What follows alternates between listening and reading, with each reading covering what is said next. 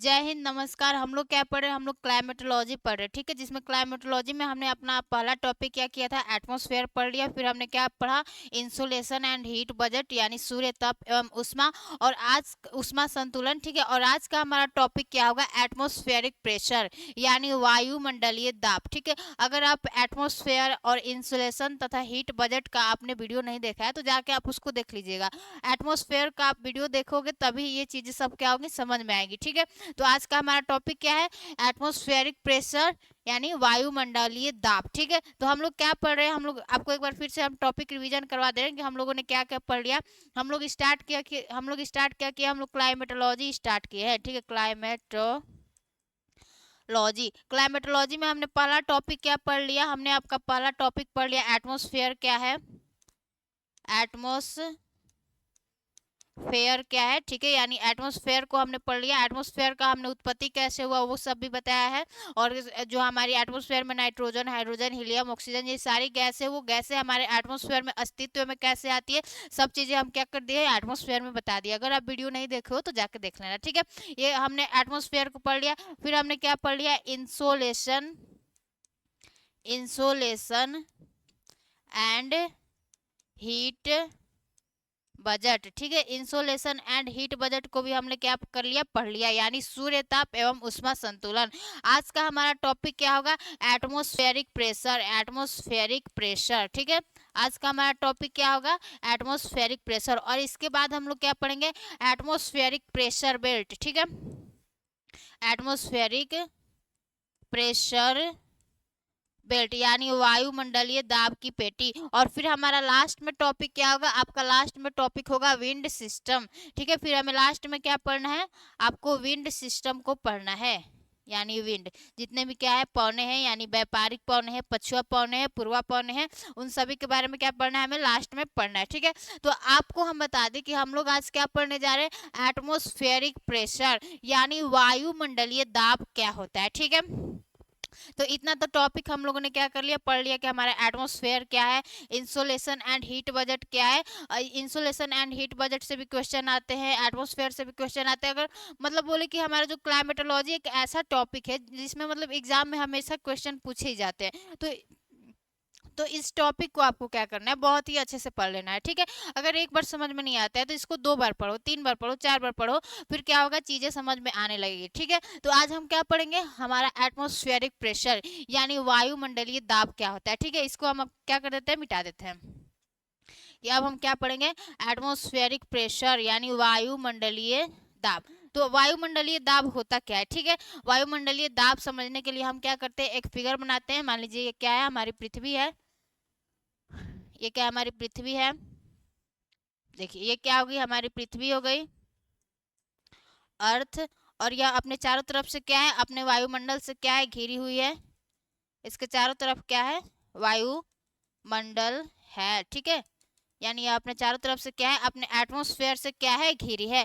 अब इस एटमॉस्फेयर में क्या क्या चीजें आएंगी, इस एटमॉस्फेयर में चीजें आपको क्या क्या आ जाएंगी, यानी देखो हमारी पृथ्वी जो है वो क्या है, हमारे चारों तरफ से क्या है, वायुमंडल से घिरी है।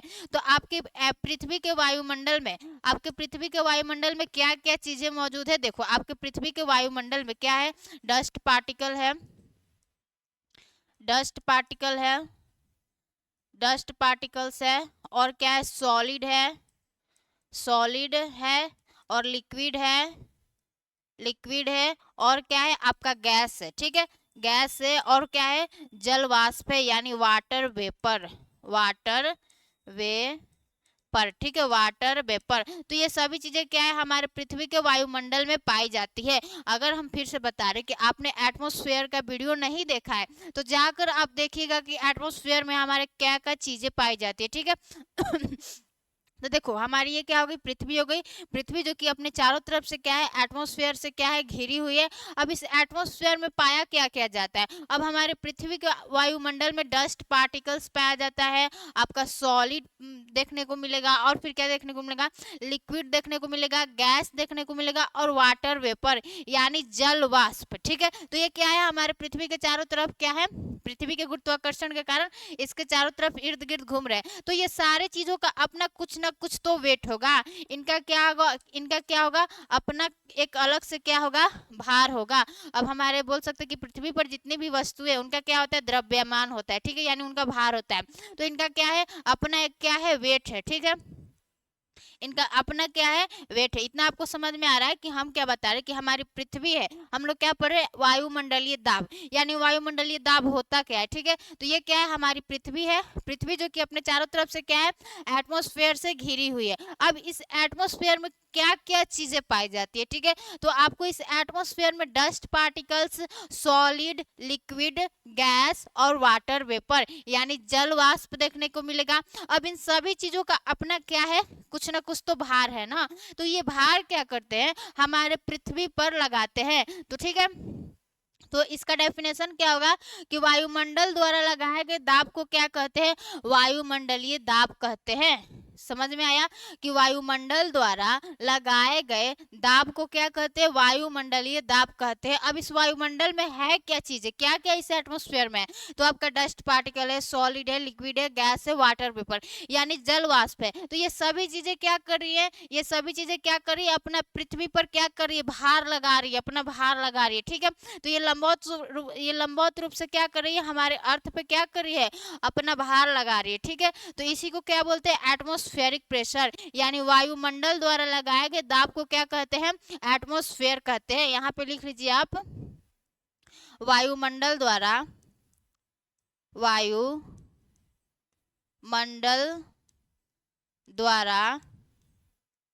लगाए गए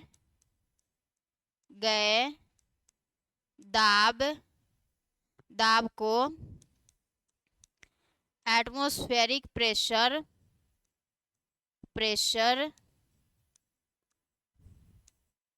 प्रेशर कहते हैं, ठीक है। वायुमंडल द्वारा लगाए गए दाब को क्या कहते हैं एटमॉस्फेरिक प्रेशर कहते हैं। इतना चीजें समझ में आ गई। देखो कि हम क्या पढ़े वायुमंडलीय दाब होता क्या है, यानी जो हमारी पृथ्वी है, पृथ्वी क्या है अपने चारों तरफ से एटमॉस्फेयर से घिरी है। अब इस एटमॉस्फेयर में क्या क्या चीजें पाई जाती है आपका डस्ट पार्टिकल्स देखने को मिलेगा, सॉलिड देखने को मिलेगा, लिक्विड देखने को मिलेगा और गैस से वाटर वेपर है, और इन सबका क्या है अपना कुछ ना कुछ भार है, ठीक है। सभी चीजों का हमारे पृथ्वी पर जितनी भी चीजें पाई जाती है उनका क्या होता है कुछ ना कुछ भार होता है। तो इनका भी क्या है भार है, और ये भार कहाँ लगा रही है ये पृथ्वी पर क्या कर रही है अपने भार को लगा रही है।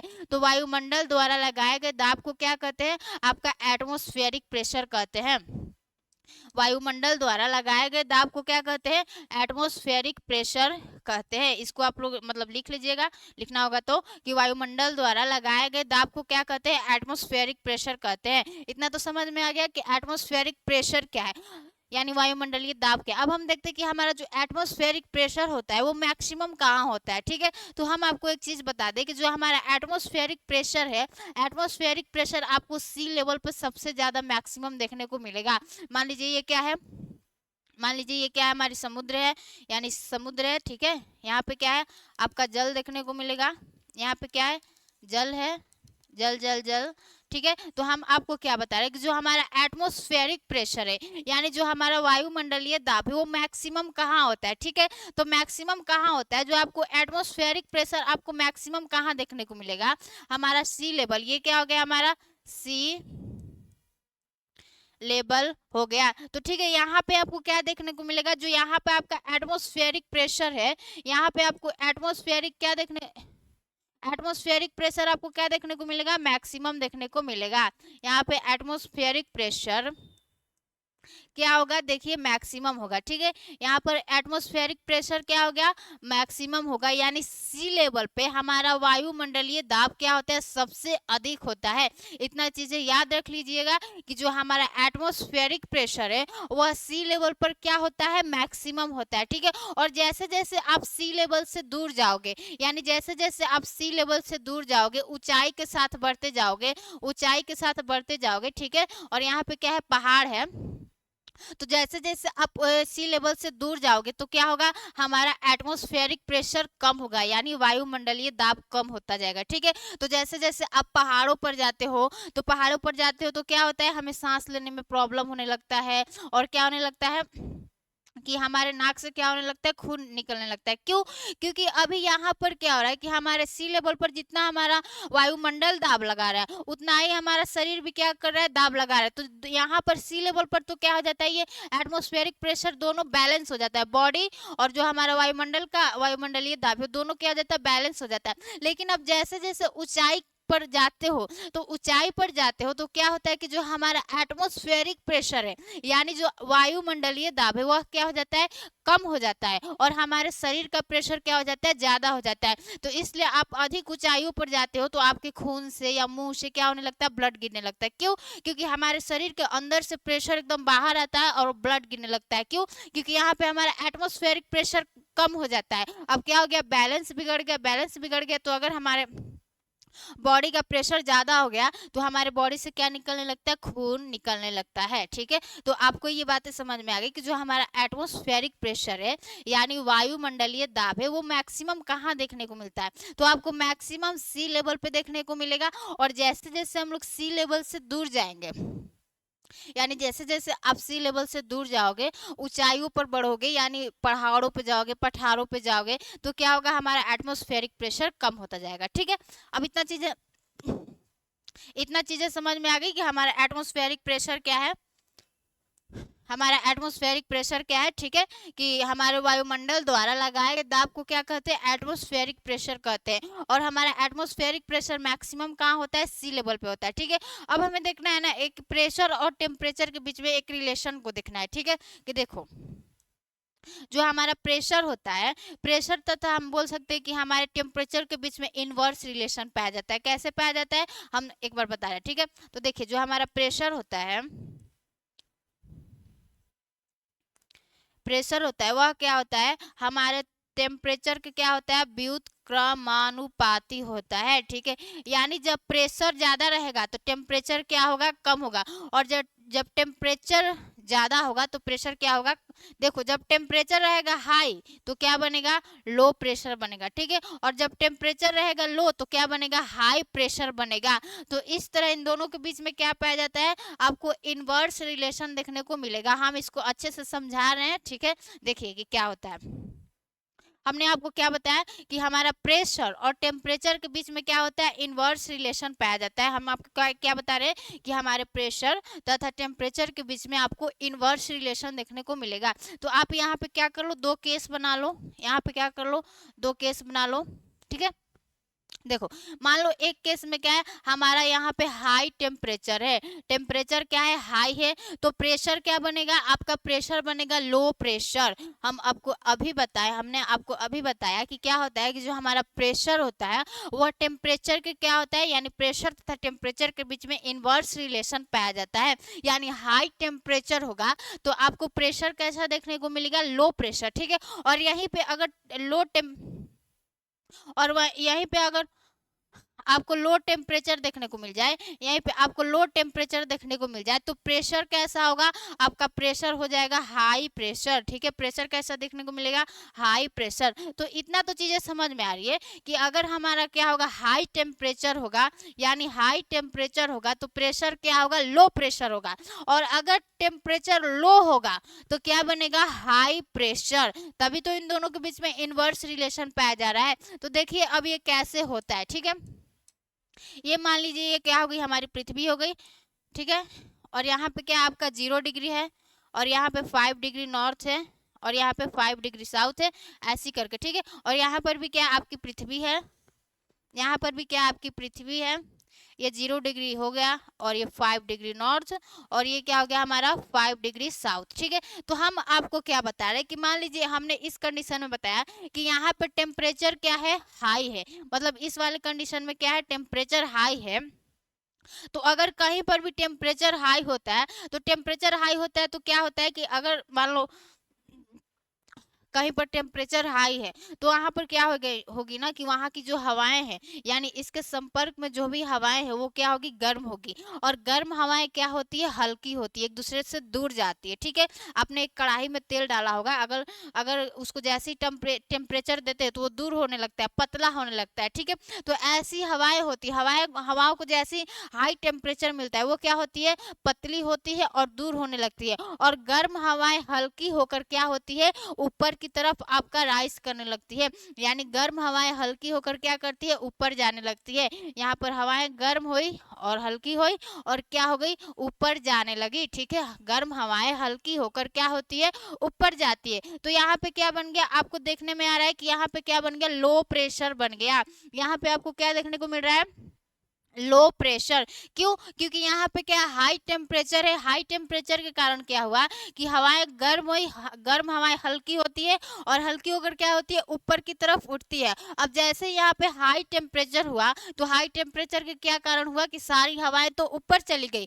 और नीचे में आपका क्या बन गया, नीचे में आपको लो प्रेशर देखने को मिल गया। ठीक है, तो इतना समझ में आया कि यहाँ पे क्या है, हमारा हाई टेम्परेचर है और हाई टेम्परेचर के कारण क्या होता है, हवाएं गर्म होती है, गर्म हवाएं हल्की होती है और ऊपर की तरफ राइज करती है। ठीक है, और सारी हवाएं अगर ऊपर की तरफ चली जाती है तो नीचे क्या आपका बन जाता है, नीचे लो प्रेशर बन जाता है। तो इतना तो समझ में आया कि अगर हमारा हाई टेम्परेचर होगा तो प्रेशर कैसा होगा, लो प्रेशर होगा। ठीक है, और यहीं पे अगर आप यहाँ पे आ जाओ, यहाँ पे आप आओगे तो यहाँ पे आपको क्या देखने को मिलेगा कि यहाँ पे क्या हमारा लो टेम्परेचर है, लो टेम्परेचर है तो हम क्या बता रहे हैं कि हाई प्रेशर बनेगा। कैसे बनेगा, देखिए, अगर लो टेम्परेचर है यानी टेम्परेचर क्या है, कम है, तो टेम्परेचर कम है तो क्या होंगी, हवाएं क्या होगी, भारी होंगी। और हवाएं भारी होंगी तो उनका डेंसिटी बढ़ेगा और भारी हवाएं क्या करती है, नीचे की तरफ क्या करती है, सबसाइड करती है। हवाएं क्या होती है, भारी होकर वह नीचे की तरफ क्या होती है, अवतलित होती है, यानी भारी चीज क्या होता है, नीचे की तरफ गिरता है। ठीक है, तो यहाँ पे हवाएं क्या हो रही है, नीचे की तरफ क्या हो रही है, अवतलित हो रही है, यानी यहाँ हवाएं नीचे आ रही है। ठीक है, तो सारी हवाएं नीचे आ गई तो नीचे क्या बनेगा, आपका हाई प्रेशर देखने को मिलेगा। ठीक है, यहाँ पे आपको क्या देखने को मिलेगा, हाई प्रेशर। तो इतना समझ में आ गया। ठीक है, कि हमारा जो प्रेशर है और टेम्परेचर के बीच में क्या होता है, हमारा इनवर्स रिलेशन पाया जाता है। यानी जब हमारा क्या होगा, हाई टेम्परेचर होगा तो आपको प्रेशर क्या देखने को मिलेगा, लो प्रेशर देखने को मिलेगा। और अगर वहीं पर लो टेम्परेचर है तो आपको प्रेशर कैसा देखने को मिलेगा, हाई प्रेशर। तो इतना चीजें समझ में आ गई होगी। तो ठीक है, अब हम आगे बढ़ते हैं कि अब जो हमारी हवाएं होती है, अब ठीक है, अब थोड़ा सा आगे का हम कुछ देखते हैं कि देखिए, हमने आपको हाई प्रेशर लो प्रेशर बता दिया। अब हम आपको एक और अच्छी चीज बता रहे हैं कि जो हमारी हवाएं होती है यानी जो विंड होता है वह हमेशा high pressure to low pressure move करती है। यहाँ पे क्या है, लो प्रेशर है। जो हमारी हवाएं होती है, आपको हम बता दें कि हवाएं क्या करती है, हमेशा हाई प्रेशर से लो प्रेशर की तरफ जाती है, हमेशा यह हाई प्रेशर से लो प्रेशर की तरफ ही जाती है। ये नहीं होगा कि जो हमारी विंड है वह क्या हो जाएगी, लो प्रेशर से हाई प्रेशर की तरफ आएगी, नहीं। और जो हमारे हवाओं को हाई प्रेशर से लो प्रेशर से ले जाने का काम करता है वह कौन करता है, हमारा पीजीएफ, यानी प्रेशर ग्रेडियंट फोर्स। ठीक है, पीजीएफ के बारे में बहुत अच्छे से समझाएंगे। ठीक है, अगर नहीं समझ में आएगा तो हमको बोलना। ठीक है, देखो, तो हमने आपको क्या बताया कि जो हमारा विंड है, विंड क्या होता है, हमेशा हाई प्रेशर से लो प्रेशर की तरफ क्या करता है, मूव करता है। और इसको मूव कराता कौन है, और इसको मूव कराता कौन है, इसको मूव कराता है हमारा पीजीएफ, यानी प्रेशर ग्रेडियंट फोर्स। ठीक है, तो अब आपको थोड़ा सा समझना होगा कि जो हमारी हवाएं हैं, हवाएं कैसे चलती है, हाई प्रेशर से लो प्रेशर की तरफ चलती है और इसको मूव कौन कराता है, पीजीएफ, यानी प्रेशर ग्रेडियंट फोर्स। तो अब थोड़ा सा हमें देख लेना है कि हमें हवाओं को प्रभावित करने वाले कारक कौन कौन से, यानी जो हमारी विंड है उनको कौन कौन से फोर्स प्रभावित करते हैं। ठीक है, तो अगर आपको पीजीएफ समझना है तो देखो, पीजीएफ समझने से पहले आपको एक चीज और समझना पड़ेगा कि आइसोबार क्या होता है। आइसोबार से क्वेश्चन पूछा गया है एक बार कि आइसोबार क्या, बस उसका डेफिनेशन पूछ लिया। ठीक है, तो हम आपको क्या बता रहे हैं कि एक आइसोबार, एक याद कर लो क्या होता है आइसोबार, यानी इसको क्या बोलते हैं, समदाब रेखाएं। इसको क्या बोलते हैं, समदाब रेखाएं, समदाब रेखाएं, ठीक है, इसको क्या बोलते हैं, समदाब रेखाएं। तो आइसोबार क्या होता है, ठीक है, तो देखिए यह आइसोबार आपका क्या होता है, बोल सकते हैं कि देखिए ये क्या हो गया आपका, मान लीजिए ये क्या हो गई, हमारी भारत हो गई, ठीक है। तो हम आपको क्या बता रहे हैं कि आइसोबार यानी समदाब रेखाएं क्या होती है। तो यह एक क्या है, काल्पनिक रेखा है, मेरे साथ बोलो, यह एक क्या है, काल्पनिक रेखा है जो कि समान दाब वाले क्षेत्रों को आपस में मिलाती है। यहाँ पे हम अगर इसका डेफिनेशन लिखे तो देखिए हम आपको इसके बारे में क्या बता रहे हैं कि यह एक काल्पनिक काल्पनिक काल्पनिक रेखा है जो कि समान दाब वाले क्षेत्रों को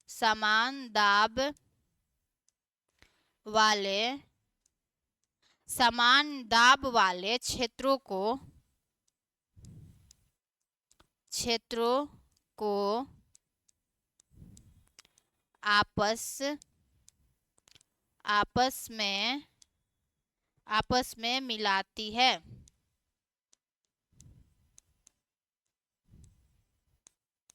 ठीक है, आपको आइसोबार समझ में आ गया कि आइसोबार क्या है, यह एक काल्पनिक रेखा है जो कि हमारे समान दाब वाले क्षेत्रों को क्या करती है, आपस में मिलाती है। ठीक है, यह क्या करती है, समान दाब वाले क्षेत्रों को आपस में मिलाती है। मान लीजिए यहाँ पे क्या है हमारा, मान लीजिए यहाँ पे क्या है, इंडिया है, ठीक है, हम क्या बना रहे हैं, यहाँ पे क्या है आपका इंडिया है।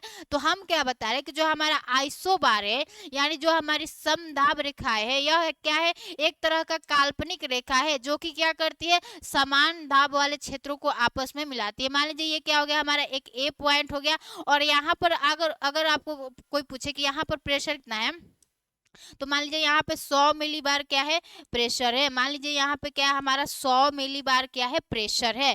ठीक है, और यहाँ पर भी अगर आप यहाँ पर भी देखो, बी पर भी देखो, तो बी पर भी देखो तो यहाँ पर भी क्या है, यहाँ पर भी आपको प्रेशर कितना देखने को मिलेगा, 100 मिलीबार ही देखने को मिलेगा। ठीक है, 100 मिलीबार ही देखने को मिलेगा। तो इन दोनों को जो लाइन मिलाती है, अगर आप ऐसे एक लाइन ड्रॉ करो तो ठीक है, तो यहाँ पे आपको क्या देखने को मिल रहा है, इस पूरे लाइन पे आपको जो प्रेशर है वह 100 मिलीबार ही देखने को मिलेगा। ठीक है, अगर आप यहाँ पर भी आ जाओ तो यहाँ पर भी आपको प्रेशर क्या देखने को मिलेगा, 100 मिलीबार ही देखने को मिलेगा।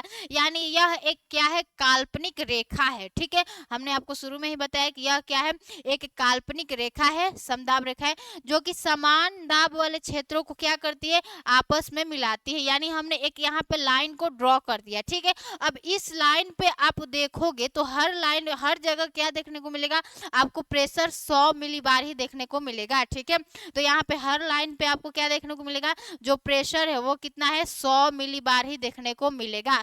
ठीक है, तो आपको आइसोबार समझ में आ गया कि हमारी समदाब रेखाएं क्या है, यह एक काल्पनिक रेखा है जो कि हमारे समान दाब वाले क्षेत्रों को क्या करती है, आपस में क्या करती है, जोड़ती है। अगर आप मान लो इस लाइन पे देखो तो इस लाइन पे सभी जगह प्रेशर क्या होगा, 100 मिलीबार ही होगा, यानी हर जगह प्रेशर क्या होगा, इक्वल होगा। ठीक है, तो अब हम लोग क्या पढ़ रहे हैं कि हमारा पीजीएफ क्या होता है। ठीक है, यानी पीजीएफ देखो, ठीक है, हम क्या पढ़ रहे हैं, आपका पीजीएफ पढ़ रहे हैं। ठीक है, तो अब हम लोग हमारा जो अगला टॉपिक होगा, अगला टॉपिक हम लोग देख लेते हैं, पवनों को प्रभावित करने वाले कारक। उसी में हम लोग क्या पढ़ लेंगे आपके पीजीएफ को पढ़ लेंगे। ठीक है, तो हमारा अगला हेडिंग क्या होगा, पवनों को प्रभावित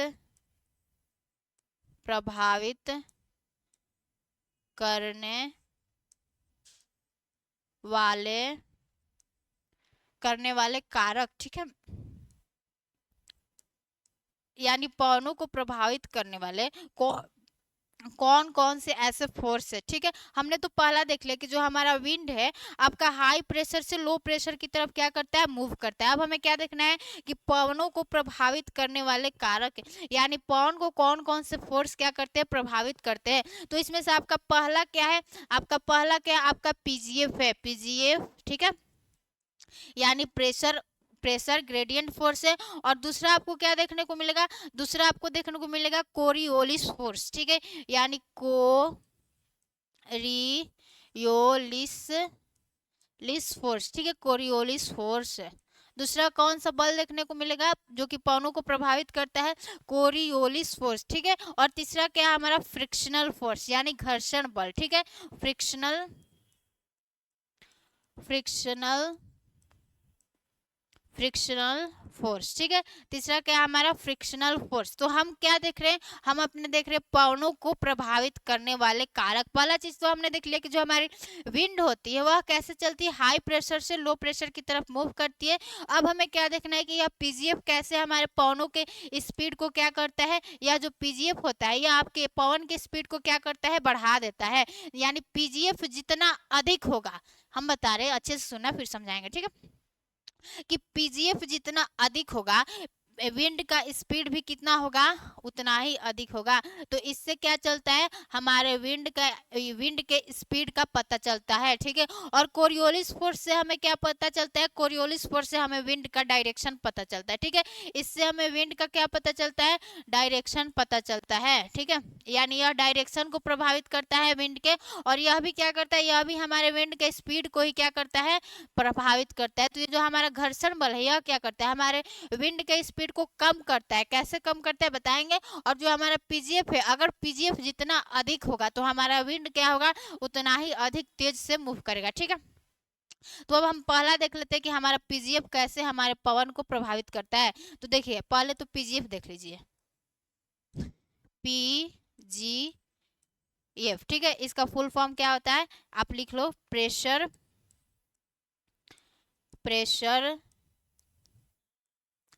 ग्रेडियंट फोर्स, ठीक है। प्रेशर ग्रेडियंट फोर्स, ठीक है। इतना आप लिख लो, प्रेशर ग्रेडियंट फोर्स, ठीक है। यह क्या हो गया? हमारा पीजीएफ हो गया। अब हम आपको थोड़ा सा एक चीज बताएं कि आप ग्रेडियंट वर्ड जहां भी देखना, ग्रेडियंट का मतलब ही क्या होता है? डिफरेंस। यानी क्या करना है? आपको डिफरेंस निकालना है, ठीक है। तो यहाँ पे ग्रेडियंट वर्ड का मतलब ही क्या होता है? आपका डिफरेंस, ठीक है। अब यहाँ पे हम डिफरेंस किन दो चीजों के बीच में पढ़ेंगे? यहाँ पर जो हमारा डिफरेंस पढ़ना है, हमें प्रेशर के बीच में डिफरेंस को पढ़ना है, ठीक है। तो हमने आपको बताया कि ग्रेडियंट वर्ड जहां भी आपको दिखेगा तो ग्रेडियंट वर्ड का मतलब ही होता है डिफरेंट, ठीक है। अब यहाँ पे हम लोग डिफरेंट किसके बारे में पढ़ेंगे? प्रेशर के बारे में डिफरेंट को पढ़ेंगे, ठीक है। तो देखिए हमारा पीजीएफ क्या होता है, ठीक है, यानी प्रेशर ग्रेडियंट फोर्स। या हम आपको क्या बताएं कि जो हमारा पीजीएफ जितना अधिक होगा विंड का स्पीड भी क्या होगा? उतना ही अधिक होगा। तो मान लीजिए एक केस यहाँ पे ले लीजिए, ठीक है। यहाँ पे केस वन ले लीजिए। हम आपको क्या बता रहे हैं कि पीजीएफ जितना अधिक होगा विंड का स्पीड भी क्या होगा? उतना ही अधिक होगा, ठीक है। केस वन है, केस टू है, ठीक है। केस वन, केस टू, ठीक है। तो हम आपको क्या बताएं कि पीजीएफ जितना अधिक होगा हमारे विंड का स्पीड भी क्या होगा? उतना ही अधिक होगा। तो मान लीजिए यहाँ पे क्या है? यहाँ पे क्या है? 100 मिलीबार क्या है? हमारा प्रेशर है, 100 मिलीबार प्रेशर है। और यहाँ पे क्या है हमारा? 98 मिलीबार क्या है? प्रेशर है। तो यहाँ पे अगर पीजीएफ आपसे कोई पूछे कि यहाँ आप पीजीएफ निकालो तो पीजीएफ कितना होगा? तो हमने क्या बताया कि डिफरेंट निकालना रहता है, ठीक है। ग्रेडियंट का मतलब ही क्या होता है? डिफरेंट। तो अगर आपसे यहाँ पे कोई पीजीएफ पूछे कि पीजीएफ कितना हो गया, तो 100 माइनस 98 क्या हो गया? 2 मिलीबार। तो यहाँ पे क्या होगा ना कि जो हमारा विंड का स्पीड होगा वो स्लो होगा। क्यों? क्योंकि यहाँ पे जो हमारा पीजीएफ का वैल्यू है वो कितना है? 2 मिलीबार है। तो यहाँ पे विंड क्या होगी? हमारी स्लोली क्या करेगी? मूव करेगी। और यहीं पे केस आप दूसरा देख लो, ठीक है। यहीं पे आप केस क्या कर लो? दूसरा देख लो। मान लो यहाँ पे हमारा 1000 क्या है? मिलीबार क्या है? प्रेशर है। और यहाँ पे आपको क्या देखने को मिलेगा? यहाँ पे 900 मिलीबार क्या है? हमारा प्रेशर है, ठीक है। तो 900, अब हम आपसे कोई पीजीएफ पूछे कि पीजीएफ क्या हो गया? यानी दोनों के बीच का डिफरेंस। तो डिफरेंस कितना हो गया? 1000 में से 900 गया तो 100 बचा, ठीक है। तो यहाँ पे हमारा पीजीएफ कितना आ गया? 100 मिलीबार आ गया, ठीक है। तो यहाँ पे हमारा पीजीएफ का वैल्यू कितना आ गया? 100 मिलीबार। तो यहाँ पे जो हमारा विंड का स्पीड होगा, यहाँ पे आपको विंड का स्पीड बहुत ही ज्यादा हाई देखने को मिलेगा। यानी यहाँ पे जो पवनों का वेग होगा वो क्या होगा? बहुत ही ज्यादा अत्यधिक, मतलब तेज होगा, ठीक है। यानी यहाँ पे पवन का जो वेग है वो क्या होगा, बहुत ही ज्यादा तेज होगा। और यहाँ पे जो बोल सकते हैं कि पवनों का वेग होगा वो क्या होगा, कम होगा। क्यों? क्योंकि हम आपको बता रहे हैं, कब से बता रहे हैं कि जो हमारा पीजीएफ जितना अधिक होगा, हमारे विंड का स्पीड भी क्या होगा, उतना ही अधिक होगा। तो हमने आपको केस एक बताया कि यहाँ पे पीजीएफ का वैल्यू कितना है, यहाँ पे 2 मिलीबार है। लेकिन आप अगर केस 2 में देखो तो यहाँ पे पीजीएफ का वैल्यू कितना है, आपको 100 मिलीबार देखने को मिल रहा है, ठीक है। तो यहाँ पे क्या होगा, यहाँ पे पवनों का वेग क्या होगा, बहुत ही क्या होगा, तेज होगा, ठीक है। यहाँ पे जो पवनों का वेग होगा क्या होगा, बहुत ही तेज होगा। तो हम इसके बारे में आपसे कोई पूछे कि इसका वो क्या बताओ, सारांश बताओ, तो इसके बारे में आपको बताना है कि अगर हमारा पीजीएफ जितना ही अधिक होगा, अगर हमारा पीजीएफ जितना अधिक होगा, यानी मान लीजिए क्या हो गया, हमारा पीजीएफ क्या हो गया, जितना अधिक होगा, तो हमारे विंड का स्पीड क्या होगा, आपका विंड का स्पीड क्या होगा, विंड का स्पीड उतना ही क्या होगा, तेज होगा, ठीक है। विंड का स्पीड क्या होगा, उतना ही तेज होगा। तो पीजीएफ के बारे में पता चल गया कि जो हमारा पीजीएफ है वो कैसे हमारे विंड को प्रभावित करता है। यानी पीजीएफ जितना अधिक होगा, यानी प्रेशर ग्रेडियंट फोर्स, यह जितना अधिक होगा, विंड का स्पीड भी क्या होगा, उतना ही अधिक होगा। हमने आपको केस 1 बताया कि यहाँ पे पीजीएफ का वैल्यू कितना है, 2 मिलीबार है। लेकिन केस 2 में आप देखो तो यहाँ पे पीजीएफ कितना है, 100 मिलीबार है। तो अगर आपसे कोई पूछे कि इन दोनों ही केसों में से पवन का वेग कहाँ अधिक होगा, तो आपको क्या बताना है, जहां पीजीएफ का मान अधिक आएगा वहीं पे विंड का स्पीड क्या होगा, बहुत ही क्या होगा, अधिक होगा। तो यहाँ पे हमारा 100 मिली बार है, तो 100 मिली बार है तो क्या होगा, यहाँ पे आपको विंड का स्पीड क्या होगा, अधिक देखने को मिलेगा। तो हमने आपको पीजीएफ बताया कि हमारा पीजीएफ क्या होता है, ठीक है। ठीक है, ठीक है, देखो देखो, पीजीएफ तो पहले हमें ये बताया कि जो हमारा पीजीएफ होता है वही क्या करता है, हवाओं को हाई प्रेशर से लो प्रेशर की तरफ क्या करता है, मूव कराता है। तो पीजीएफ तो आपको समझ में आ गया कि जो हमारा पीजीएफ है वो कैसे हमारे विंड के स्पीड को बढ़ाता और घटाता है। अगर पीजीएफ ज्यादा होगा तो विंड का स्पीड क्या होगा, अधिक होगा, ठीक है। अब हम लोग देख लेते हैं कि हमारा जो दूसरा चीज है, दूसरा चीज क्या है, हमारा कोरियोलिस फोर्स है। यानी कोरियोलिस फोर्स कैसे हमारे विंड को प्रभावित करता है, ठीक है। यहाँ पे लिख लीजिए कोरियोलिस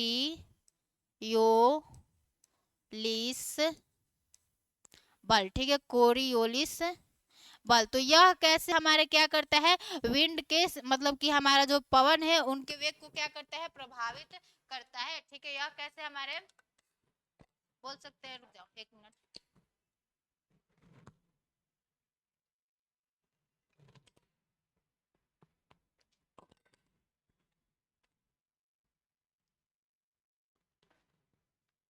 हाँ, तो हम क्या बता रहे हैं कि जो हमारा कोरियोलिस फोर्स है, यानी कोरियोलिस फोर्स हमारे किस तरह से क्या करता है, पवनों के वेग को प्रभावित करता है। जो हमारा कोरियोलिस फोर्स है इससे क्या होता है, हमारे पवन के यानी जो हमारा विंड का डायरेक्शन पता चलता है, ठीक है। तो एक चीज हम आपको क्या करें बता रहे हैं, देखिए यह कोरियोलिस फोर्स पहले होता क्या है, सबसे पहले तो ये जानना जरूरी है ना कि कोरियोलिस बल है क्या, ठीक है। तो देखिए कोरियोलिस बल क्या है, हमारी पृथ्वी जो है वह क्या करती है, पश्चिम से पूर्व की तरफ क्या करती है, अपने अक्ष पर क्या करती है, रोटेट करती है, ठीक है। हमारी जो अर्थ है वह क्या कर रही है, अपने अक्ष पर क्या कर रही है, वेस्ट टू ईस्ट क्या कर रही है, रोटेट कर रही है। यानी अक्ष पर क्या कर रही है, घूर्णन कर रही है, ठीक है, घूर्णन कर रही है, ठीक है।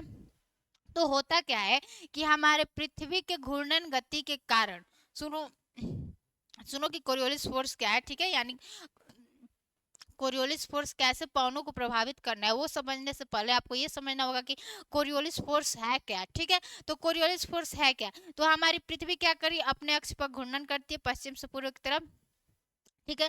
तो पृथ्वी के घूर्णन गति के कारण, पृथ्वी के घूर्णन गति के कारण हमारे पृथ्वी पर जितनी भी चलायमान वस्तुएं हैं, यानी फ्री फ्लाइंग ऑब्जेक्ट है, ठीक है। तो पृथ्वी के घूर्णन गति के कारण हमारे पृथ्वी पर जितनी भी चलायमान वस्तु है उनमें क्या होता है, विक्षेपण होता है। और उसी विक्षेपण के कारण क्या होता है, और उसी विक्षेपण को हम लोग क्या कहते हैं, कोरियोलिस फोर्स कहते हैं। ठीक है, मान लीजिए यहाँ पे क्या है कि हमारा एक विंड है, विंड सीधे जा रहा है इस डायरेक्शन में, लेकिन जैसे ही इस पर क्या लगा, कोरियोलिस फोर्स लगा, तो यह विंड को क्या कर देगा, थोड़ा सा ऐसे मोड़ देगा। ठीक है, क्यों, क्योंकि हमारी पृथ्वी क्या करी, अपने अक्ष पर घूर्णन कर रही है।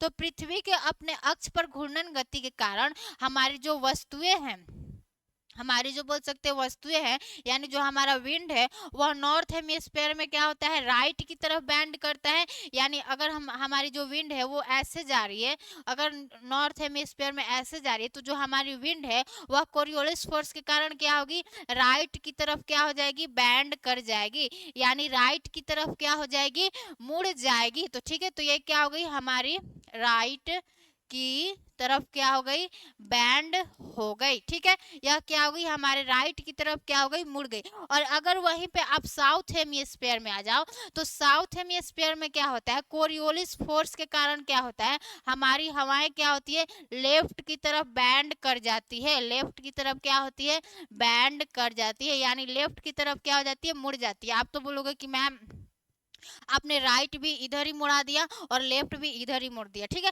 देखो अब अगर आप देखो ऊपर जाओगे तो हमारा राइट किधर है, इधर है, और अगर आप उधर से आओगे तो हमारा लेफ्ट क्या हो गया, हमारा लेफ्ट इधर आ गया। ठीक है, तो हम क्या बता रहे हैं कि जो हमारा कोरियोलिस फोर्स है क्या होता है, सुन लो। ठीक है, कि हमारे पृथ्वी के घूर्णन गति के कारण, यानी हमारे पृथ्वी के घूर्णन गति के कारण हमारे पृथ्वी पर जितनी भी चलायमान वस्तुएं हैं उनमें क्या होता है, विक्षेपण होता है। इस विक्षेपण को ही क्या कहते हैं, कोरियोलिस फोर्स कहते हैं। ठीक है, अब हमारे कोरियोलिस फोर्स के कारण क्या होता है कि जो हमारी हवाएं होती है वो नॉर्थ हेमिस्फीयर में क्या हो जाती है, राइट की तरफ मुड़ जाती है, यानी दाईं ओर मुड़ जाती है। और और साउथ हेमिस्फीयर में क्या होती है, यह साउथ हेमिस्फीयर में लेफ्ट की तरफ बैंड कर जाती है, यानी बाईं ओर मुड़ जाती है। ठीक है, समझो यहाँ पे समझो, मान लो ये क्या हो रही है, हमारी विंड जा रही है, ये अपना विंड सीधे जा रही है, लेकिन अब इस पे क्या लगेगा, कोरियोलिस फोर्स लगेगा। कोरियोलिस फोर्स क्या होता है, हमेशा 90 डिग्री पर लगता है। ठीक है, तो यह क्या करेगा कि विंड को थोड़ा सा ना, ये जैसे ही हमारे 90 डिग्री पर लगा, क्या लग गया, ये हमारा कोरियोलिस फोर्स हो गया। ठीक है, और ये क्या हो गया, हमारा पीजीएफ है, पीजीएफ यानी विंड। ठीक है, यह क्या हो गया, हमारा पीजीएफ हो गया, यानी पवन हो गया। ठीक है, विंड लिख लो अगर समझ में नहीं आ रहा है तो। ये क्या हो गया, हमारा विंड हो गया, और ये क्या हो गया, हमारा कोरियोलिस फोर्स हो गया। तो जो कोरियोलिस फोर्स होता है वो हमेशा विंड के क्या होता है, 90 डिग्री एंगल पर लगता है। ठीक है, अब जैसे ही हमारा विंड बेचारा अपना सीधे जा रहा था, लेकिन कोरियोलिस फोर्स कहता है रुको रुको मैं भी अभी हूँ। तो कोरियोलिस फोर्स क्या कहता है, इसको सीधा ना जाकर ऐसे क्या कर देता है, नॉर्थ हेमिस्फीयर में इसको राइट की तरफ क्या करता है, बैंड कर देता है, यानी राइट की तरफ क्या करता है, इसको मोड़ देता है। देखिए यहाँ पे क्या हो गया, ये तो बेचारा सीधे जा रहा था, लेकिन इसको कोरियोलिस फोर्स ने क्या किया, इस पर इसके 90 डिग्री एंगल पर लगकर और इसको राइट की तरफ क्या कर दिया, मोड़ दिया। अब वैसे ही बेचारा साउथ हेमिस्फीयर में अपना विंड चल रहा था, सोच रहा था मुझे एकदम सीधे जाना है, किसी मतलब कुछ नहीं करना है। ठीक है, तो ये तो आपका हो गया नॉर्थ हेमिस्फीयर। और अगर वहीं पे आप आ जाओ साउथ हेमिस्फीयर में, आ जाओ कहाँ, साउथ हेमिस्फीयर में, तो साउथ हेमिस्फीयर में क्या होगा कि हवाएं जो होती हैं वह क्या होती है, लेफ्ट की तरफ क्या हो जाती है, बैंड कर जाती है। ठीक है, तो इतना चीजें समझ में आ गई कि हमारे कोरियोलिस फोर्स के कारण क्या होता है, हवाएं क्या होती है, नॉर्थ हेमिस्फीयर में दाईं ओर मुड़ जाती है, और साउथ हेमिस्फीयर में क्या होती है, बाईं ओर मुड़ जाती है। और ये क्वेश्चन हमेशा एग्जाम्स में पूछे जाते हैं कि हवाओं में विचलन किस कारण होता है, किस बल के कारण होता है। तो आपको बल क्या मार के आना होगा, कोरियोलिस फोर्स। ठीक है, क्या मार के आना होगा, कोरियोलिस फोर्स। ठीक है, तो इतना चीजें समझ में आ गई कि कोरियोलिस फोर्स क्या है, हमारे पृथ्वी के घूर्णन गति के कारण हमारे पृथ्वी पर जितनी भी चलायमान वस्तुएं है उसमें क्या होता है, विक्षेपण होता है। ठीक है, अब इस विक्षेपण को क्या कहते हैं, कोरियोलिस फोर्स कहते हैं। अब जो भी वो कोई वस्तु सीधी जा रही थी वह सीधी ना जाकर थोड़ा सा मुड़ जाएगी। ठीक है, तो इस कोरियोलिस फोर्स के कारण क्या होता है कि जो हमारी पवनें होती है वो नॉर्थ हेमिस्फीयर में राइट की तरफ बैंड कर जाती है, और साउथ हेमिस्फीयर में क्या करती है, लेफ्ट की तरफ क्या करती है, बैंड कर जाती है। ठीक है, तो इतना चीजें समझ में आ गया कि ये सब क्या है, यानी कोरियोलिस फोर्स क्या है, या कैसे मतलब कोरियोलिस फोर्स के कारण किस तरह हमारी पवनें राइट और लेफ्ट में बैंड कर जाती है। इतना तो चीजें समझ में आ गया। अब हमने क्या देख लिया कि हमारे पवनों को प्रभावित करने वाले हम क्या देख रहे थे, कारक को देख रहे थे, यानी फोर्स को देख रहे थे। तो पहला हमने आपको पीजीएफ बता दिया, यानी प्रेशर ग्रेडियंट फोर्स, और दूसरा हमने क्या आपको बता दिया, कोरियोलिस फोर्स बता दिया, ठीक है। अब हमारा लास्ट क्या बच गया, हमारा फ्रिक्शनल फोर्स यानी घर्षण बल बच गया है, ठीक है। अब हम लोग देखते हैं कि जो हमारा घर्षण बल है वह कैसे हमारे पवन के स्पीड को क्या कर देता है, पवन का वेग है जो होता है उसको कम कर देता है, ठीक है। तो मान लीजिए एक हम लोग अब तीसरा क्या देख रहे हैं, frictional force, frictional frictional force, ठीक है। हम लोग क्या देख रहे हैं अब, फ्रिक्शनल फोर्स, ठीक है। फ्रिक्शनल फोर्स क्या कर रहे हैं हम लोग, अब देख रहे हैं कि हमारा जो घर्षण बल होता है वह किस तरह से हमारे पवन के वेग को क्या कर देता है, मतलब कम कर देता है, ठीक है। तो देखिए यहाँ पे क्या होगी, हमारी मान लीजिए पृथ्वी हो गई, ये क्या हो गई, हमारी पृथ्वी हो गई, और पृथ्वी पर क्या है, विभिन्न विभिन्न मतलब डिफरेंट डिफरेंट क्या है, लैंड फॉर्म्स है। मतलब यहाँ पे क्या है, मान लीजिए यहाँ पे आपको पहाड़ देखने को मिल गया, फिर इसके आगे आपने आया यहाँ पे क्या मिल गया, पठार देखने को मिल गया, फिर इसके आगे आप आ रहे हो तो यहाँ पे क्या देखने को मिल जा रहा है, यहाँ पे पेड़ पौधे हैं, ठीक है, यहाँ पे पेड़ पौधे हैं, और फिर यहाँ पे बिल्डिंग है, ठीक है। तो अब क्या हो रहा है कि हमारी पवन आ रही है, ठीक है। अब क्या हो रही है, हमारी विंड क्या हो रही है, यहाँ से अपना चल रही है, यहाँ से अपना विंड चल रही है। अब जैसे ही विंड चल रही है तो ये विंड के लिए जो हमारे पठार, पहाड़ और पेड़ और बिल्डिंग है, यह क्या करते हैं, अवरोध की तरह काम करते हैं, यानी यह क्या करते हैं, हमारे पवनों के स्पीड को क्या करते हैं, कम कर देते हैं। यानी हमारे पृथ्वी पर जितने भी डिफरेंट डिफरेंट लैंड फॉर्म्स हैं, यानी पहाड़, पठार, पेड़ पौधे, घर, यानी सब देखने को मिलता है, तो यह क्या करते हैं, हमारे पवन के वेग को क्या कर देते हैं, धीमा कर देते हैं, यानी यह एक अवरोध की तरह काम करते हैं। तो जो हमारा घर्षण बल होता है उससे क्या होता है कि हमारा जो विंड का स्पीड होता है, यह विंड के स्पीड को क्या करता है, कम कर देता है, ठीक है। इसके कारण क्या होता है कि हमारा जो विंड का स्पीड होता है वह क्या होता है, आपका कम देखने को मिलता है, ठीक है। समझ में आ गया कि ये सब क्या है, हमारे एक अवरोध की तरह काम कर रहे हैं, जो कि क्या है, पवन के स्पीड को क्या कर दे रहे हैं, कम कर दे रहे हैं, ठीक है। तो हमने क्या क्या अभी तक चीजें पढ़ लिया उसको एक बार देख लेते हैं। हम आज क्या स्टार्ट किए कि हमारा एटमॉस्फेरिक प्रेशर क्या है, ठीक है, यानी वायुमंडलीय दाब क्या है। तो हमारे पृथ्वी यानी वायुमंडल द्वारा लगाए गए दाब को क्या कहते हैं, वायुमंडलीय दाब कहते हैं, जिसमें क्या है, हमारा डस्ट पार्टिकल्स भी है, सॉलिड भी है, लिक्विड भी है, गैस भी है, वाटर वेपर है। यानी वाटर वेपर को हिंदी में क्या बोलते हैं, जल वाष्प बोलते हैं, ठीक है। अब इन सबका अपना ना अपना कुछ क्या है, वेट है, यानी सबका थोड़ा सा भार है। तो ये सब भार क्या करें, हमारे पृथ्वी पर लगा रहे हैं। तो वायुमंडल द्वारा लगाए गए दाब को ही क्या कहते हैं, एटमॉस्फेरिक प्रेशर कहते हैं। इतना तो चीजें समझ में आ गई आपको। और फिर हमने आपको आगे बताया कि जो हमारा एटमॉस्फेरिक प्रेशर है, यानी जो हमारा एटमॉस्फेरिक प्रेशर है, एक मिनट, फिर हम आपको क्या बताएं कि जो हमारा एटमॉस्फेरिक प्रेशर है वह मैक्सिमम कहाँ होता है। तो हम आपको बताएं कि जो हमारा एटमॉस्फेरिक प्रेशर है वह आपको मैक्सिमम सी लेवल पर देखने को मिलेगा, और जैसे जैसे आप सी लेवल से दूर जाओगे आपका एटमॉस्फेरिक प्रेशर क्या होगा, कम होता जाएगा, ठीक है। तो इतना तो हमने आपको समझा दिया। फिर हमने आपको बताया कि जो हमारा प्रेशर है, प्रेशर तथा क्या होता है कि हमारे प्रेशर तथा टेम्परेचर के बीच में क्या होता है, इनवर्स रिलेशन पाया जाता है। हमने आपको क्या बताया कि हमारे प्रेशर तथा टेम्परेचर के बीच में इनवर्स रिलेशन पाया जाता है, यानी अगर हाई टेम्परेचर होगा तो लो प्रेशर देखने को मिलेगा, और अगर लो टेम्परेचर होगा तो आपको हाई प्रेशर देखने को मिलेगा। ये भी हम आपको बता दिए। और फिर हम आपको क्या बताए कि जो हमारी पवने होती है, पवने क्या होती है, हमेशा high pressure to low pressure move करती है, और इस पवनों को हाई प्रेशर से लो प्रेशर की तरफ मूव कराने वाला हमारा फोर्स कौन होता है, पीजीएफ होता है, यानी प्रेशर ग्रेडियंट फोर्स। फिर हमने आपको क्या बताया, एक आइसोबार बताया। आइसोबार क्या होता है, यह एक काल्पनिक रेखा है जो कि समान दाब वाले क्षेत्रों को क्या करता है, आपस में मिलाता है, ठीक है। यह क्या है हमारा, यानी अगर आप यहाँ पे एक लाइन खींचो तो इस लाइन पर क्या होगा, हर जगह आपको जो प्रेशर है वह 100 मिली बार ही देखने को मिलेगा, ठीक है। तो आइसो बार भी आपको समझ में आ गया। फिर हम आपको क्या बताएं कि हमारे पवनों के यहाँ पे वेग लिख लीजिए, ठीक है।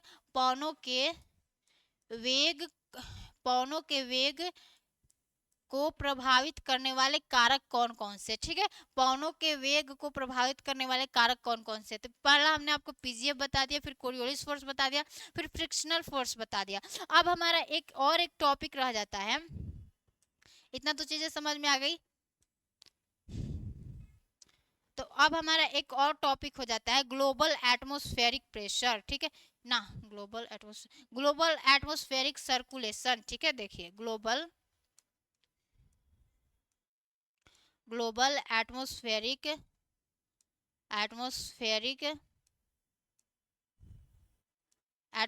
सर्कुलेशन, ठीक है, ग्लोबल एटमॉस्फेरिक सर्कुलेशन यानी वायुमंडलीय वायु परिसंचरण। ये सब आपको क्लास 11th एनसीईआरटी में देखने को मिल जाएगा, वहां पे सब आप क्या कर लेना, अच्छे से देख लेना, ठीक है। ग्लोबल एटमॉस्फेरिक सर्कुलेशन यानी वायुमंडलीय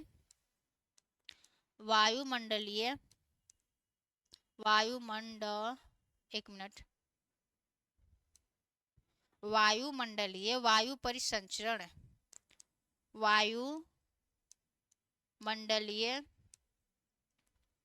वायु परिसंचरण, यह क्या एक टॉपिक हो जाता है जिसे हमें क्या करना है, पढ़ना है, ठीक है।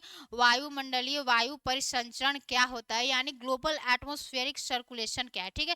तो देखिए हम आपको एक बात बता रहे हैं कि जो हमारी विंड होती है वह विंड क्या करती है, हमेशा सेल के रूप में प्रवाहित होती है, ठीक है। सेल के रूप का मतलब क्या हो गया कि मान लीजिए यहाँ पे क्या हमारी 0 डिग्री इक्वेटर है, और 0 डिग्री इक्वेटर से क्या होता है, यहाँ पे मान लीजिए 5 डिग्री नॉर्थ है, और यहाँ पे क्या है 5 डिग्री साउथ है, ठीक है। और यहाँ पे क्या है आपको 30 डिग्री नॉर्थ देखने को मिलेगा, और यहाँ पे क्या आपका 30 डिग्री क्या है साउथ देखने को मिलेगा, ठीक है। तो हम आपको क्या बता रहे हैं कि जो हमारी पवनें होती है वह क्या करती है, हमेशा सेल के रूप में प्रवाहित होती है। यानी अगर आपसे हम बताएं तो क्या होता है ना कि इक्वेटर से गर्म होकर ऊपर उठी हवाएं, यहाँ से इक्वेटर से गर्म होकर ऊपर उठी हवाएं क्या करती है कि हमारे 30 डिग्री लैटिट्यूड पर क्या करती है, मतलब 30 डिग्री लैटिट्यूड पर आपको सबसाइड करते हैं, यानी 30 डिग्री लैटिट्यूड पर क्या हो जाती है, गिर जाती है, ठीक है। तो हम क्या बताएं कि इक्वेटर से गर्म होकर ऊपर उठी हवाएं हमारे 30 डिग्री लैटिट्यूड पर क्या हो जाती है, अवतलित होती है।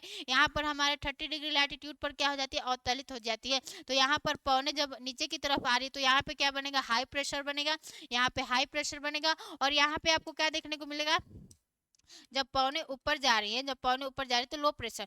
तो 0 से 30 डिग्री वाले बीच को सेल को क्या कहते हैं हम लोग, हैडले सेल कहते हैं, ठीक है, हैडले सेल कहते हैं, हैडले, ओहो देखो हेडलेस सेल कहते हैं। तो इसी तरह हम आपको और हेडलेस सेल, और फिर बोल सकते हैं कि हमारा फेरल सेल होता है और एक पोलर सेल होता है, उसको भी बता रहे हैं, ठीक है। तो हम क्या बता रहे हैं कि जो हमारी पवनें होती हैं, पवनें क्या होती है, हमेशा सेल के रूप में प्रवाहित होती है। यानी इक्वेटर से गर्म होकर ऊपर उठी हवाएं हमारे 30 डिग्री लैटिट्यूड पर क्या होती है, अवतलित होती है। तो वही हमें देखना है कि जो हमारी पवनें हैं वो हमेशा सेल के रूप में प्रवाहित होती है, उसी को क्या बोलते हैं, ग्लोबल एटमॉस्फेरिक सर्कुलेशन। देख लो यहाँ पे एक देख लो, यहाँ पे मान लीजिए हमारा क्या है 0 डिग्री है, और यहाँ पे हमारा 30 डिग्री क्या है नॉर्थ है, और यहाँ पे क्या है 30 डिग्री क्या है साउथ है, ठीक है। और यहाँ पे मान लीजिए क्या है 60 डिग्री है, 60 डिग्री नॉर्थ है, और यहाँ पे क्या हमारा 90 डिग्री क्या है नॉर्थ है, ठीक है। तो देखिए हम आपको क्या बता रहे हैं कि यहाँ पर क्या पाया जाएगा, इक्वेटर पर आपको क्या देखने को मिलता है, इक्वेटर पर आपको लो प्रेशर देखने को मिलता है। क्यों, क्योंकि हमारे विषुवत रेखा पर सूर्य की किरणें बहुत तेज पड़ती है, और यहाँ की हवाएं गर्म होकर हल्की होती है, और क्या होती है ऊपर उठती है। तो जहाँ पर भी हवाएं ऊपर जाती है वहां पर लो प्रेशर बनता है, और फिर इक्वेटर से गर्म होकर ऊपर उठी हवाएं हमारे 30 डिग्री लैटिट्यूड पर क्या करती है, सबसाइड करती है। तो यहाँ पे आपको क्या बनता है, हाई प्रेशर बनता है, ठीक है। और आपने एक और सुना होगा उपध्रुवीय निम्न दाब की पेटी, यानी 55 से कहाँ पाया जाता है, हमारे 65 डिग्री नॉर्थ तक क्या पाया जाता है, हमारा उपध्रुवीय निम्न दाब की पेटी। तो यहाँ पे क्या आपको देखने को मिलेगा, आपको यहाँ पे लो प्रेशर देखने को मिलेगा, और ध्रुवीय उच्च यानी 90 डिग्री पर आपको क्या देखने को मिलेगा, यहाँ पर हाई प्रेशर देखने को मिलेगा, ठीक है। तो अब देखिए क्या होगा, यहाँ पे अगर लो प्रेशर है तो यहाँ की हवाएं क्या हो गई, ऊपर उठ गई। अब जैसी हवाएं ऊपर उठती है तो यह क्या करती है, फिर इनका डाइवर्जेंट होता है, फिर डाइवर्जेंट होता है तो यह 30 डिग्री लैटिट्यूड पर क्या करती है, सबसाइड करती है, या 30 डिग्री लैटिट्यूड पर क्या हो गई, सबसाइड हो गई। और यहाँ पर क्या पाया जा रहा है आपका, यहाँ पर भी क्या है, लो प्रेशर है, तो यहाँ पर भी हवाएं क्या होगी, ऊपर उठेगी। और जैसे ऊपर उठेगी तो फिर इनका क्या होगा, डाइवर्जेंट होगा। अब जैसे ही डाइवर्जेंट हो गया तो एक इधर आई तो एक 90 डिग्री लैटिट्यूड पर क्या होगी, क्या होगी, अवतलित होगी। और फिर एक इधर आएगी, फिर यह क्या होगी, 30 डिग्री लैटिट्यूड पर क्या होगी, अवतलित होगी। तो इस तरह आपको एक सेल की तरह दिख रहा है कि जो हमारी पौने हैं ऊपर उठती है, फिर उनका डाइवर्जेंट होता है, फिर क्या होती है हमारे 30 डिग्री लैटिट्यूड पर सबसाइड करती है। तो 0 से 30 डिग्री वाले बीच के बोल सकते हैं कि जो हमारा सेल बनता है, 0 से 30 डिग्री वाले बीच को सेल को क्या कहते हैं, मान लीजिए ये 0 से 30 डिग्री के बीच के सेल को क्या कहते हैं, आपका हेडले सेल कहते हैं। ठीक है,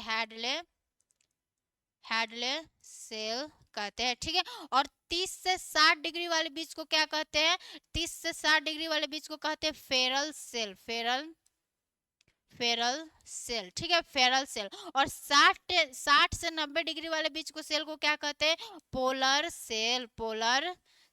ठीक है, पोलर सेल। ठीक है, यह थोड़ा सा टॉपिक आपको मतलब बोल सकते हैं कि समझ में आ जाना चाहिए, क्योंकि हम अच्छे से समझाए भी हैं। ठीक है, कि देखो यहाँ पे क्या होता है कि इक्वेटर से गर्म होकर ऊपर उठी हवाएं फिर क्या होती है, 30 डिग्री लैटिट्यूड पर सबसाइड करती है। तो जहाँ पर हवाएं नीचे गिरती है वहां पर क्या बनता है, आपको हाई प्रेशर देखने को मिलता है। ठीक है, यहाँ पर भी क्या है, हाई प्रेशर है। ठीक है, तो इस 0 से 30 डिग्री वाले बीच को सेल को क्या कहते हैं, हेडले सेल कहते हैं। ठीक है, और 30 से 60 डिग्री वाले बीच को क्या कहते हैं हम लोग, फेरल सेल कहते हैं। और 60 से 90 डिग्री वाले बीच को सेल को क्या कहते हैं, पोलर सेल कहते हैं। ठीक है, इसको क्या बोलते हैं, पोलर सेल कहते हैं। तो आपको इतना तो दिख रहा है कि जो हमारी पौने हैं वो क्या है, हमारे एक सेल के रूप में क्या हो रही है, प्रवाहित हो रही है। और इसी को क्या बोलते हैं, ग्लोबल एटमॉस्फेरिक सर्कुलेशन। ठीक है, इसी को क्या बोलते हैं, आपका ग्लोबल एटमॉस्फेरिक सर्कुलेशन। तो हम आज क्या कर लिए, हमने आपको सारा चीज बता दिया कि हमारा एटमॉस्फेरिक प्रेशर क्या होता है, यानी वायुमंडलीय दाब क्या होता है। और इसमें जितने भी बोल सकते हैं कि टॉपिक था उसको हमने कवर करा दिया, जहाँ से एग्जाम्स में क्वेश्चन आते हैं। अब जो हमारा अगला टॉपिक होगा, जो हम लोग कल करेंगे, उसको क्या करेंगे, जो हमारा एटमॉस्फेरिक प्रेशर बेल्ट है, यानी हमारे पृथ्वी पर 7 तरह की वायुमंडलीय दाब पेटियां पाई जाती है, उसको पढ़ेंगे। ठीक है, और अगर ये वीडियो आपको एक बार समझ में नहीं आता है तो इसको 2 बार देखो, 3 बार देखो, तब क्या होगा, चीजें क्या होंगी, क्लियर हो जाएंगी। क्योंकि एक बार चीजें कुछ पढ़ने से नहीं होता है। अगर आप एक किताब को एक बार पढ़ के सोचो कि हम महान बन जाएंगे, ऐसा नहीं होता। एक किताब को 10 बार 20 बार कितना बार पढ़ना पड़ता है, तब चीजें क्या होती है, क्लियर होती है। तो वही आपको क्या करना है कि कोई भी अगर टॉपिक है तो उसको एक बार मत पढ़ो, एक बार से बहुत अधिक बार पढ़ो। ठीक है, तभी चीजें क्या होंगी, आपको समझ में आएंगी। और जहां पर भी आपको डाउट रहता है, आप क्या करो, कमेंट में अपना फीडबैक दे दिया करो। ठीक है, जिससे क्या होगा कि हमें पता चलेगा कि हाँ, यहाँ पे बच्चों को समझ में, मतलब आपको समझ में नहीं आ रहा है, तो हम क्या करेंगे, फिर से वो टॉपिक बता देंगे। ठीक है, तब तक के लिए इतना ही रखते हैं। तब तक के लिए सभी को जय हिंद, नमस्कार।